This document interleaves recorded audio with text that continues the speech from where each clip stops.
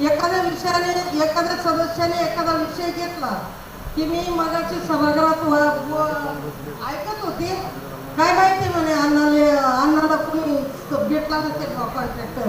माझी विनंती आहे, मी ना ताई मला वाईट बोलायचंच नाही, ऐका. हे काढून टाका, असं बोलणं चुकीचं आहे. माझी अण्णांबद्दल अनुभव आहे, कामाबद्दल. नारळ वरून खूप कडक टणक असतं, पण आतमध्ये पाणी खूप गोड असतं. मी बऱ्याचशा वेळेला अण्णांकडून 2-4 वेळेला तो शब्द सांगण्यासारखाही नाही, परंतु माणूस जरी टणक आहे तर आतून पाणी गोड आहे, एवढं लक्षात ठेवा. दुसरी गोष्ट, मला एक अनुभव सांगायचा आहे अधिकाऱ्यांचा. आपण सगळ्यांना तो नुसतं एकमेकाबद्दल संशय कल्लोळ करत असतो. मी जेव्हा मगाशी सांगितलं की 300 फ्लॅटचं जेव्हा मी कम्प्लिशन करून दिलं, अग्रवाल साहेब माझ्या नातेगोत्याचे नाही किंवा कोणी, मी त्या 500 लोक इथं आले आणि रवी वायकर सारख्या 85 वर्षाच्या आर्किटेक्टला अग्रवाल साहेब माझ्या बरोबर आले आणि म्हणून ते कम्प्लिशन झाले. ते लोकांचे चांगले आशीर्वाद आपल्या पाठीचे. मी मॅडम आपल्याला एकच विनंती करेल, माझा अवांतर बोलणं थांबवते, कारण सगळेच लोक सभागृहात वाईट काही चांगले तुमच्यासारखे गुणवत्ता. कारण मॅडम एक सरस्वती आणि एक लक्ष्मी बसलेली, एखादी दुर्गाही तुमच्या बरोबर पाहिजे अशा शुभेच्छा देते. आणि आपण दोन्ही उच्च सुशिक्षित आहात. एकही डास करत नाही हो मॅडम. एक अर्धा लिटर 50 मीटर जोपर्यंत मशीन जातं ना, इथं जे काही पेट्रोल, काही दूध फवारण्याची गाडी, मी एक खेड्यातली, मी काम करणारी महिला आहे शेतातली. अहो मॅडम 50 मीटर गेला ना ते मशीन, तो पुढच्या गल्लीत अगदी टन घेत नाही. का रे भाऊ संपलं? तो म्हणतो ताई काय करू, कॉन्ट्रॅक्टरने तेवढंच पेट्रोल दिलं, तेवढंच डिझेल दिलं. अहो आमची कांद्याची फवारणी तरी 1 तासभर चालते, ते 10 मिनिटं मशीन चालतं. मी स्वतः फवारणी मारलेली. ते कांद्याचं मशीन, मिरचीचं मशीन, गिलक्याचं मशीन 10 मिनिटं चालतं, तर तुमचे हे मशीन 10 मिनिटात कसं संपतं? मी सुद्धा भाऊ विनंती करेन, आपण कामगार नेते आहात, माणसं आपलीच राहतील. मी शुभेच्छा देते कामगारांची बाजू घेतल्याबद्दल. हा, माणसं आपलीच, तुमची आहे, माझी, प्रत्येक नगरसेवकाचे.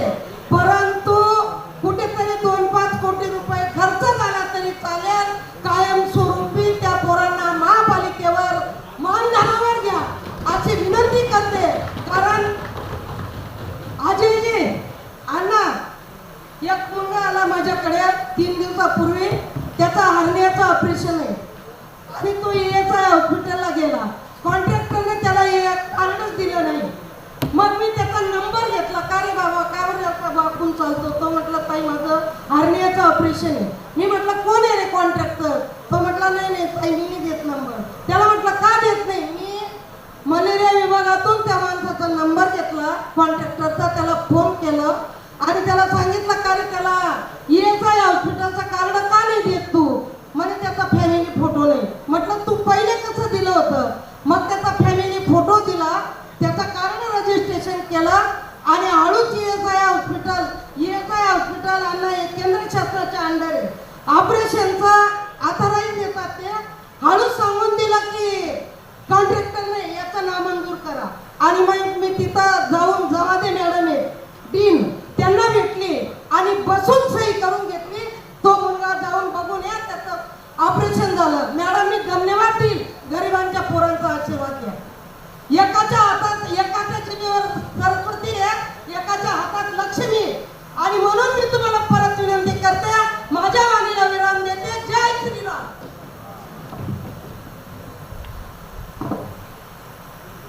आयुक्त मॅडमांनी सांगितलं की गाड्या घ्यायच्या, मग परत औषधं घ्यायचे. अजय दादा बोलला ही काय झालं, सगळी भीती दाखवतोय आणि सगळे ठेकेदार बसवायचे. आता आयुक्त मॅडम बोलल्या की मानधनावर घेता येणार नाही, पण मी आयुक्त मॅडम म्हणतात कॅबिन मध्ये तिकडे जैन नावाचे कोणी अधिकारी आहे, मानधनावर त्यांना 1 लाख रुपये पगार आहे. काय चाललं काय? सदस्यांचं काहीच ऐकायचं नसेल.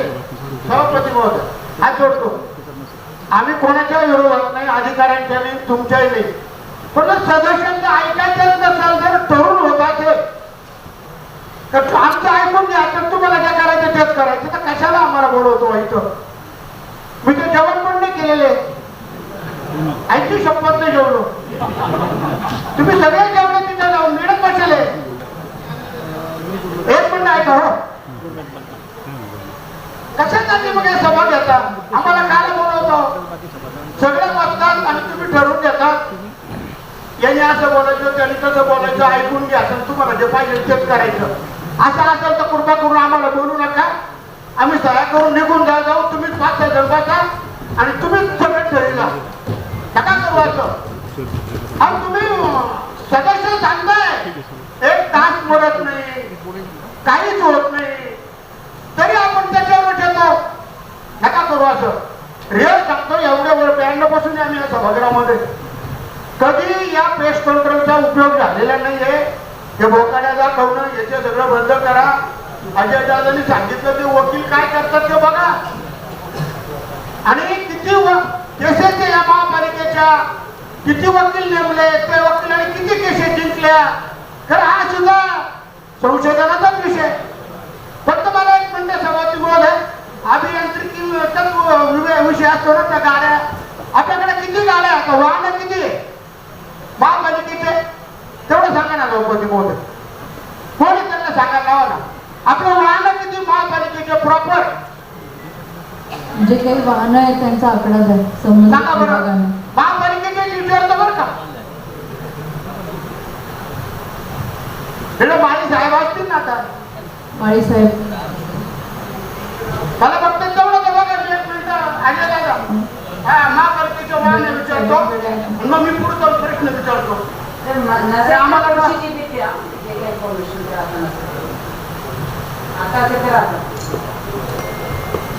सभापती महोदय संबंधित अधिकाऱ्याला उत्तर द्या. अण्णा, आपण हा जो विषय घेतलेला काय आहे, विचारतो माहिती का? ऐकून घ्या ना काय विचारतो. अरे आपण जर आपले एवढे वाहन आहे, आपण महापालिका त्याची सगळी देखरेख करते, आणि आता 5 विभागाला का 6 विभागाला 6 गाड्या घ्यायच्या आहे फक्त. आता 6 गाड्या मशीन ठेवायचं. सिंपल म्हणणं आहे, 7:45 वाजत आले, तुम्ही खाली बसा. या विषयावरती आपल्या पूर्ण सभागृहाने संपूर्ण चर्चा केली आहे आणि आपल्याला पुढचे विषय 2 अतिशय महत्वाचे, त्याच्यातलं एक पत्र तुम्ही हा जो विषय आहे त्याचा निर्णय आपल्याला देतोय. आपण खाली बसा अण्णा, आपण खाली बसा. या विषयावरती आपण खाली बसा. ताजनपुरेताई आपणही खाली. क्रमांक आपला हा जो सुरू आहे तो 433 आहे.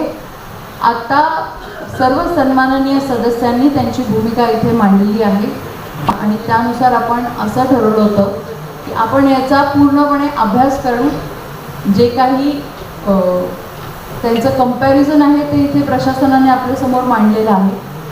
पण प्रशासनाची जी भूमिका आहे ती एका चष्म्यातनं आहे असं दिसतं आहे. हे असंच पूर्ण सभागृहाचं मत आहे.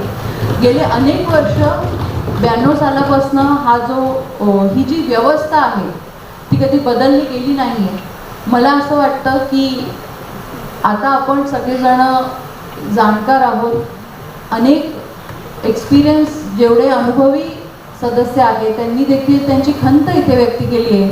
नवीन लोकांनी देखील नवीन टेक्नॉलॉजी यावी या विषयावर देखील उजेड टाकलेला आहे. मला असं वाटतं ह्याच्यातनं सभागृह म्हणून आणि नाशिककरांसाठी जी योग्य भूमिका असेल ती मांडणं खरं गरजेचं आहे, ते होणं खरं गरजेचं आहे. कोण चूक कोण बरोबर यापेक्षा आरोग्य विभागाचा हा प्रश्न आहे आणि तो आपल्या नाशिककरांचं आरोग्य हे सर्वप्रथम आहे.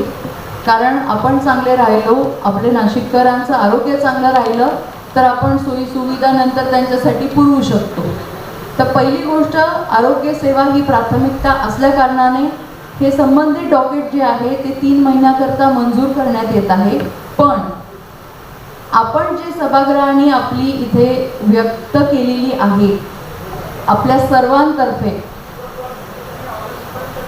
हा 1च महिन्याची आहे, त्याच्यामुळे जे काही डॉकेट आहे ते मंजूर करण्यात येत आहे. आणि ह्या 1 महिनाभरात आपले जे काही कर्मचारी आहेत, जे कंत्राट म्हणून आहेत आणि तेच सगळी फवारणी करतायत, त्यांचा प्रस्ताव प्रशासनाने वरती पाठवावा, जेणेकरून त्यांची जी काही सॅलरी आहे ती महानगरपालिकेतर्फे होईल. काम करणारे तेच असले तरी सुद्धा यंत्रणा ही महानगरपालिकेची असेल.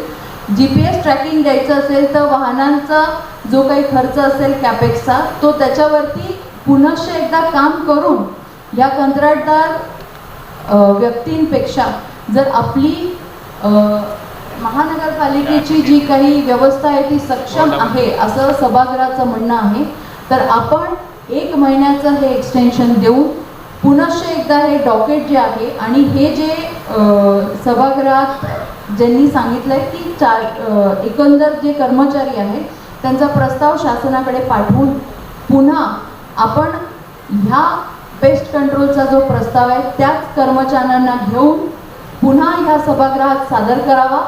तोपर्यंत ही आरोग्य सेवा असल्याने आणि फक्त प्रायमरी आरोग्य सेवा असल्याने या डॉकेटला मंजुरी देण्यात येत आहे. सेवा ज्येष्ठता यादी जसं इथे चर्चा झाली आहे आणि हो अजून एक याच्यात आहे की याच्यात लिगल ओपिनियन घेणं गरजेचं आहे. नंतर जे सभागृहातून चर्चा जसं झाली होती त्याचा कसा आला होता की आपल्याला केलं पाहिजे हा काम, तर तो एक असा विषय येतो. नंतर अजून एक सोल्युशन जे आता अमितनी सांगितलं तो असं सांगितलं की डिव्हिजन लेवलवर आपण टेंडर करू आणि त्याच्यात आपलं बेटर मॉनिटरिंग होईल आणि ओव्हरऑल जे मॅनेजमेंट आहे ते थोडं सोपं राहील आम्हाला. आता याचे प्रत्येकाचे प्रोज अँड कॉन्स आहेत. समजा आपण जे तुम्ही जे मार्ग सुचवलं आहे म्हणजे की जर आपण स्वतः केला त्याचे चॅलेंजेस काय असतील. पहिला चॅलेंज असा आहे की मटेरियल प्रोक्युअरमेंट तिथे पण करावाच लागेल, तो पण वेळेवर करावा लागेल. समजा मटेरियल आला, एक तर व्हीकल प्रोक्युअरमेंट असेल. ओव्हरऑल थोडी शासनाची धोरण असे आहे की कुठलीही अशी प्रकारची मोठी मशीन शासनाने म्हणजे मशीन म्हणजे की व्हीकल घेऊ नये, बिकॉज ते जे लाईफ टाईम कॉस्ट त्याची जे पडते आपल्याला ती ओपेक्स मध्ये घेतलेली कधीही बरी आहे कम्पेअर टू केपेक्स मध्ये व्हीकल घेऊन मग त्याच्यावर ड्रायव्हर ठेवणे, मग त्याच्या ते ड्रायव्हर सुट्टी पण घे, मग नंतर व्हीकलची मेंटेनन्स वेळेवरती झाली नाही तर ते मेंटेनन्ससाठी पण आम्हाला तो प्रत्येक वेळेस अप्रुव्हल घ्यावा लागतो.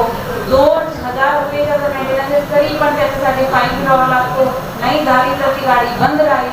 असे आम्ही कलेक्टर असताना नंदुरबारमध्ये ॲम्ब्युलन्समध्ये पण आम्हाला हे विषय आहे की NHMची ॲम्ब्युलन्स होती पण आपण ते खर्च मंजूर नाही केला 2 महिन्यात तर मग ती बंदच पडली. तर अशी गोष्टी आपल्याकडे तुम्हाला माहीत आहे डिव्हिजन ऑफिसर्स नाही आहेत, वेकेन्सीज आहेत. अशी गोष्टीला आपल्याला प्रॉब्लेम होईल जर स्वतः आपण व्हीकलचे लेवलवर घेतले तर. पहिला. दुसरा विषय काय होईल की मटेरियल सप्लायचा पण आपल्याला एक तर समजा व्हीकल आले नंतर मटेरियल सप्लाय केली पाहिजे. मटेरियल सप्लायसाठी टेंडर करावा लागेल. ते पण प्रत्येक डिव्हिजनमध्ये वेगवेगळा विषय आहे. तो थोडासा एलिगेशनचा पण मुद्दा होऊ शकतो बिकॉज ते खालच्या लेवलवर कसा होईल तसा नाही ते SLA आपल्याला खूप टाईट करावा लागेल. तिसरी गोष्टी याच्यासाठी काय लागतात, एक व्हीकल, एक मटेरियल, तिसरी मॅन पॉवर. आता मॅन पॉवर हायकोर्टाचे निर्देश आहे की तुम्ही याला कॉन्ट्रॅक्टरच ठेवा म्हणजे कॉन्ट्रॅक्टवरच ठेवा पण ह्याच लोकांना घ्यायचं तसा बरोबर. तर डायरेक्ट मानधनावर आपण नाही घेऊ शकतो. आपल्याला शेवटी मॅन पॉवरसाठी कॉन्ट्रॅक्टच करावं लागेल. कॉन्ट्रॅक्टर बिकॉज शासनाने बंदी काढली आहे की आपला आय थिंक कुठली क्लास फोर्सचे आपण डायरेक्ट असा मानधनावर नाही घेऊ शकत. तर तो शक्य नाही आहे. इट इज नॉट म्हणजे लिगली ते पॉसिबल नाही आहे. एकदम क्लिअर इन्स्ट्रक्शन आहे. मग आपल्याला हे लोक ठेवण्यासाठी पण ते पण कॉन्ट्रॅक्टर करावाच लागेल. एक एजन्सी आणावी लागेल जे यांना एम्प्लॉय करेल. मग आता काय झालं आहे हे वेगळा हे वेगळा हे वेगळा हे तिघे एका वेळेस आले पाहिजे काम करायला. तो मॅनेजमेंट कुठेही असला पाहिजे DO कडे. आपल्याकडे DO नाही आहे तेवढे म्हणजे 1-2 आहे ते पण एक जायला इच्छुक आहे नाहीच आहे. हे जे आहे ती गोष्टीचे कॉन्स आहे. प्रो जे आहे ते तुम्ही ऑलरेडी सांगितलं आहे म्हणजे म्हणजे त्याची ती एक ॲडव्हान्टेज जी आहे की ती आपल्या हातात कंट्रोल करतात. परंतु मला असं वाटते माझ्या एक्सपिरियन्सने की व्हेकल्सला ठेवणे आणि वेळेवर त्यांची मेंटेनन्स होणे हा सगळ्यात मोठा विषय असतो. हा पहिला. नंतर जे यांनी अमित रंजननी जी सूचना दिली त्याचा काय सांगितलं आहे की आता आपला प्रॉब्लेम काय आहे की आपण मनपा लेवलवर केलेला आहे. तो कॉन्ट्रॅक्टर तरी कदाचित काय करत असेल की गाडी इथे फिरवली आणि तिथे सांगितलं की इथे इथे पण नाही. डिव्हिजन लेवलवर जर आपण केला आणि त्याचा प्रॉपर GPS वगैरे लावून आपण करणार आणि कंट्रोल जे आहे ते डिव्हिजन लेवलवर राहील, मग मला वाटत नाही तिथे काही अडचण आहे. ऍटलिस्ट आपण ट्राय करून बघू शकतो 1 वर्षासाठी. आणि जर सक्सेसफुल होत नसेल तर आपल्याकडे परत ते आहेतच. आता आपल्याला जे काही करायचे असेल त्यासाठी आणि थोडीफार 2-3 आठवड्याची मुदत तर वाढवावी लागेल एक्झिस्टिंगची.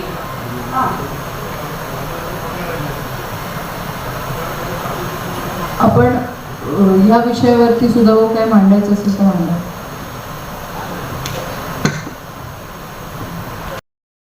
कोर्टात केस असल्याने लिगल ओपिनियन घेऊन हे सभागृहापुढे पूर्ण याची डिटेल्स मांडून आपला ह्या कर्मचाऱ्यांना आपण समाविष्ट करून घेऊ शकतो का, त्यांचा पगार आपण करतो का. कारण याच्यात कॉन्ट्रॅक्टरच्या हातात जर कर्मचाऱ्यांचा पगार असेल तर त्यात कुठेतरी गल्लत होते, ते कर्मचारी असंतुष्ट आहे आणि म्हणून काम करत नाही अशी पण भावना आहे. आणि म्हणून आपण सगळ्यांनी जी काही चर्चा केली आहे त्यानुसार आपल्याला प्रशासनाला हे सांगितलं गेलं पाहिजे की SLA आपण कॉर्पोरेट सगळे कुंभमेळ्याच्या धर्तीवरती बाहेरचे कंत्राटदार नेमले आहेत ते फक्त त्यांच्या सर्व्हिस लेवल्स आणि एक्झिक्युशन लेवल्सनुसार नेमले आहेत. तर मग ती एक्झिक्युशन लेवल ते सर्व्हिस लेवल्स आपल्या छोट्यात छोट्या आणि प्रायमरी SLAsमध्ये का वापरायची नाही, त्याच्यामुळे याचा विचार आपण करायला हवा. आणि पुढच्या महासभेमध्ये याचं पूर्ण detail docket with legal opinion आणि आपले जे कर्मचारी आपले जे लॉयर्स आहेत कमिटीवरचे त्यांचं पण इथे स्टेटस मागितला गेला आहे की जे पॅनलवरचे वकील आहेत ते नेमकं काय करता आणि त्यांनी किती आत्तापर्यंत सादर केलं आहे. कारण मला अनेक अशा त्रुटी जाणवल्या आहेत, अनेक कंप्लेंट्स आलेल्या आहेत की बऱ्याचशा केसेस ज्या आपल्या चालू आहेत मग त्या भूसंपादनाच्या असतील किंवा लिगॅलिटीज असेल किंवा जिथे आपल्याला मोबदला द्यायचा आहे त्यामध्ये आपल्या केसेस ज्या आहेत त्या व्यवस्थित हँडल होत नाही आहे. आणि त्याकरता हे सभागृहाची ही भूमिका आहे की आपल्याला हे जाणून घ्यायची गरज आहे. धन्यवाद. आपण पुढचा जो विषय घेतो आहे तो माझं काय म्हणणं आता मी सांगितलेलं आहे ऑलरेडी, पुन्हा ती चर्चा नको. मी आता वळते आहे विषय क्रमांक 455. एकच मिनिटं भूषण दादा, 2च मिनिटं थांबा तुम्ही. याचा खर्च वाढेल, मशिनरीचा खर्च वाढेल, पण हे आपल्याला कधीतरी करावं लागणार आहे. संपूर्ण सभागृहाची जर साथ असेल तर हे सक्सेसफुल होईल. हे आपल्याला सिंहस्थामध्ये सुद्धा कामाला येईल. त्यामुळे माझी महापौरते आपल्याला विनंती आहे की वाटताना हे सगळं खूप गंभीर वाटतंय. आपण चांगला वकील देऊ. हायकोर्टामध्ये सुद्धा भाऊ त्याच्यामध्ये एक्सपर्ट आहेत, सुप्रीम कोर्टामध्ये चांगला वकील देऊ, तुमची मदत घेऊ. पण आपण मला असं वाटतं की कधीतरी हा एक निर्णय घ्यावा. आणि संपूर्ण सभागृहाच्या ह्याच भावना आहेत. आम्ही सर्वजण आपल्या पाठीशी आहोत आणि हा निर्णय घ्यावा अशी मी आपल्याला विनंती करते. त्या मानधनावरती आहेत त्यांना कंटिन्यू करायचं आहे. पण सभागृहाचं म्हणणं असं आहे की सन्माननीय सगळ्या ज्येष्ठ नगरसेवक आणि त्यांचं म्हणणं आहे की मानधनात वाढ झाली पाहिजे. त्याच्यामुळे या विषयावरती आपण बोललं पाहिजे. तर मानधन जे आहे ते उपसूचना त्याच्या संदर्भात आपण द्यावी. दुरुस्तीसह हे मंजूर करण्यात येत आहे. जी 455 हा जो विषय आहे त्याच्यात मानधनात वाढ करण्यात येत आहे. मानधनात वाढ करण्यात येत आहे.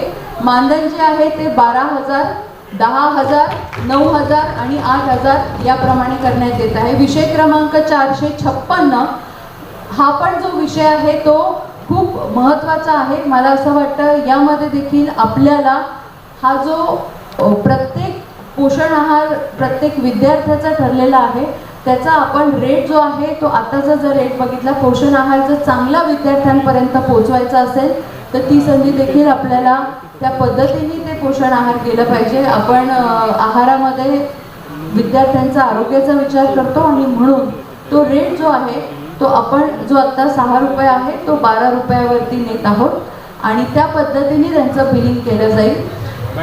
उर्वरित आपल्याला पुढचे जे विषय आहेत मी सांगितलं की दुरुस्तीसह मंजूर आहे, त्याच्यामुळे ज्या उपसूचना असतील त्या माझ्याकडे देण्यात यावा. उरलेले सर्व विकास कामांचे जे विषय आहेत ते आपण दुरुस्तीसह मंजूर करत आहोत. विषय क्रमांक 558